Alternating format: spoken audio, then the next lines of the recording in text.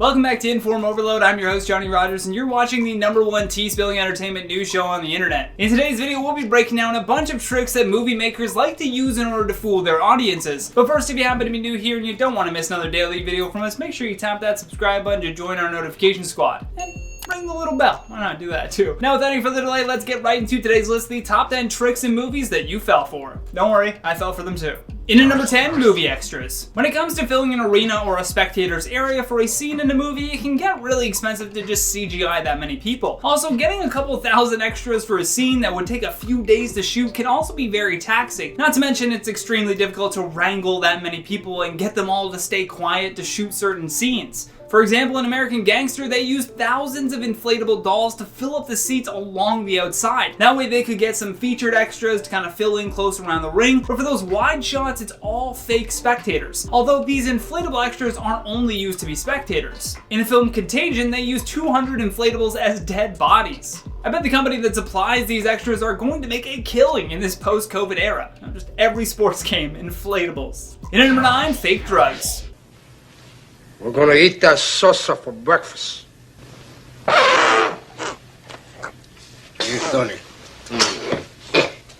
Now, clearly it would have been super dangerous for the wardrobe department to supply real cocaine for this scene in Scarface. Movies in the past have tried to use real drugs for certain scenes, but for the most part, very few actors can continue, acting while under the influence. Before we move on to what they used in Scarface, I thought it would be fun to mention that Seth Rogen smoked weed while filming the movie Zack and Miri Make a Porno, and Kevin Smith said that his ability to act while under the influence inspired him. So, there's a fun little anecdote for you, whatever that means.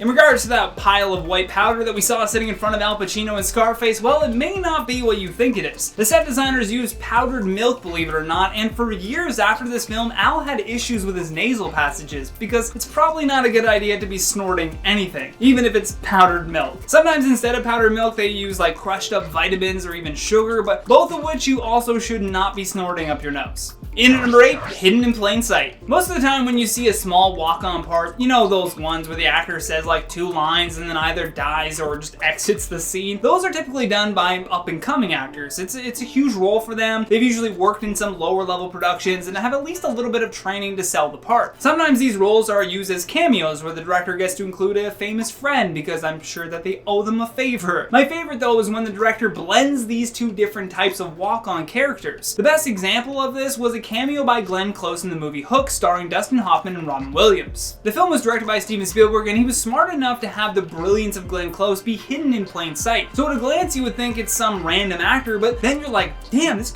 dude's kind of good, he's selling it. Then you find out it was Glenn Close all along, and it just hits you again, but differently. I mean, see for yourself. I did. Yes, you made a boo-boo. I did. I did. The boo box. No, The boo box. In at number 7, lip synced. Can you guess the song from like just the introduction My of the mom song? loves this Okay. game. Soar and Fly, isn't it? No, come on, Zach. Is that your voice? Yeah. Sound great. Holy cow. I don't know if the interviewer did this on purpose or not, but she actually stumped Zach in the song preview guessing game. The song was Breaking Free from the first High School Musical, and the reason that Zach doesn't really remember it was because he never sang any of the songs in the first movie. You see, a lot of the time when Disney is searching for like new actors, they look for people that are multi-talented, meaning like you're good looking, you can act, and you have the potential to sing on a studio-produced album that they can make more money from. Quite the racket, I know. Sometimes they find someone who is good looking, can act, but their voice just isn't properly trained yet. To work around this, they had the very talented singer named Drew Seeley to also sing the songs. The unfortunate part to this movie trick in particular though is that Zach had fallen for it as well. They actually let him sing the songs while filming, making him believe that his voice was going to be showcased in the movie per se, only then to dub him over with Drew's voice in the first one. He did sing in the other ones, but the first one, I think he was a little bitter about that. Hey, they fooled us. In at number 6, baby-faced adults.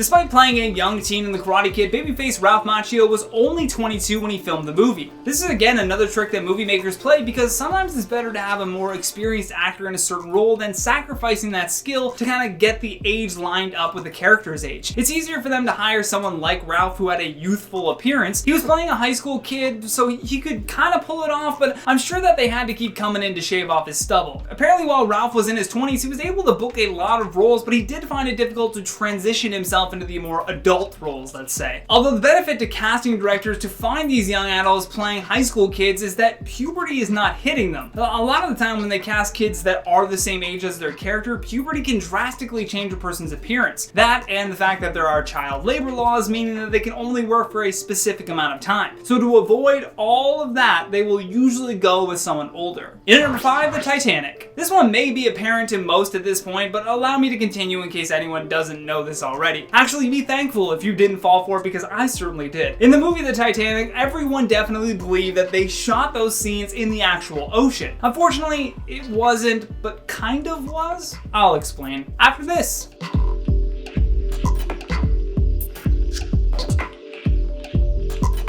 See, what they actually did to set all of this up was insane, and you start to understand exactly what they spent that massive $200 million budget on. I mean, that is literally over $1 million per minute of screen time. They built this massive pool, if you will, right beside the Pacific Ocean at the Baja California side. That way, when they filmed, the two bodies of water appeared to be one. Having everything be inside this massive pool allows them to have much more control over their environment, especially with the amount of destruction that we had in the Titanic. Oh, and by the way, any films that you've seen that are made by Paramount and feature some ocean type scene, those are actually all shot in their parking lot. They actually made a parking lot that dips down for the express purpose of filling it up with water for movie scenes. How cool is that? In number 4, a model city. Big time movies are often gifted with large budgets for filming, although with equally big time actors getting involved, much of that budget is absorbed. In terms of blowing stuff up for a movie, it's obviously going to be very expensive to do it at a scale larger than what they can control, let's say. To fix this issue and still wow the audiences, the props department is often tasked with creating these miniature versions of the landscapes that they're trying to film on. I believe in film lingo, they refer to them as bigatures. Inception did this with the demolition of the hospital that was on the edge of a snow-covered mountain. In reality, it was a mini version of the structure covered with 2,200 pounds of salt and surrounded by green screens. In 2012, this was a trick that Harry Potter filmmakers used as they revealed the Hogwarts castle. That castle that we saw in the movie was just a miniature version that was shot in advance and then artificially placed via green screen for the final cut. In at number 3, Pigpen. The movie Babe was a hit when it first came out, and everyone immediately fell in love with the story and the character Babe. It raked in an impressive $8.7 million in its first weekend alone, but the amount of production that went into making it was insane. The film cost about $30 million to make and almost a year and a half of filming. The biggest issue that they ran into was that pigs are bred to grow very big and very quick. For example, one large white Yorkshire pig had to be filmed within a 3-week window because it would just start getting bigger, thus ruining continuity. In total, they had to use 48 different pigs. 46 of those pigs were only on the screen for maybe a few seconds. And on top of fooling us with multiple pigs, they really had to train each of them rigorously to stay along with the timeline of production. Whew. Must have been nuts. An Animal House. In at number 2, sugar glass. Smashing glass can be very dangerous, so filmmakers actually make the glass out of candy. A big example of this is when you see someone breaking a bottle over another person's head. The movie Insurgent applied this to create some really cool action scenes of Shailene Woodley smashing through glass.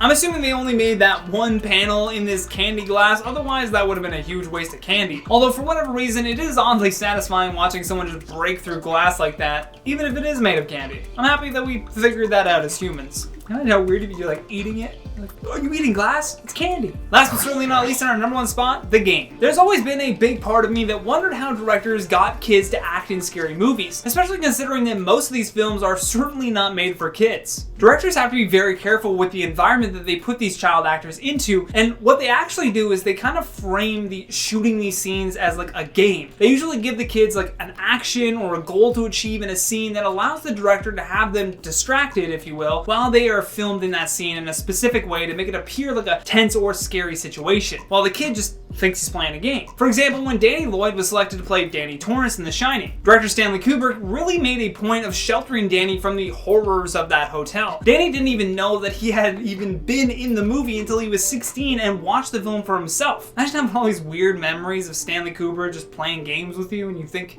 oh, this is just my life. Although sometimes the scenes are so brutal that you actually can't have the kids anywhere near the set. A good example of this is Danny's encounter with the woman in room 237. They actually used a life-size dummy for Wendy to hold because of the nature of that scene. And that has been the top 10 tricks in movies that you fail for. Thank you so much for watching, and thank you to our editors for all of your hard work. If you enjoyed this video, then show us some love here by tapping that like and subscribe button. Plus, don't forget to leave us a comment down below with your thoughts on today's list. And for more videos like this one, all you gotta do is tap that playlist when it pops up. From InformOverload, my name is Johnny Rogers, saying until next time, stay classy.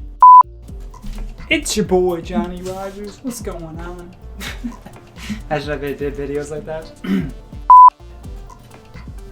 Something on my face.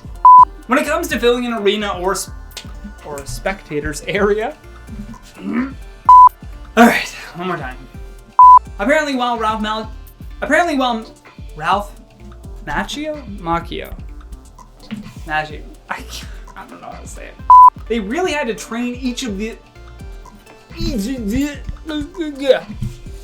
And on top of fooling us with multiple pigs, they really had to train each of them rigorously. I feel like I'm gonna sneeze. Yeah, I'm gonna sneeze.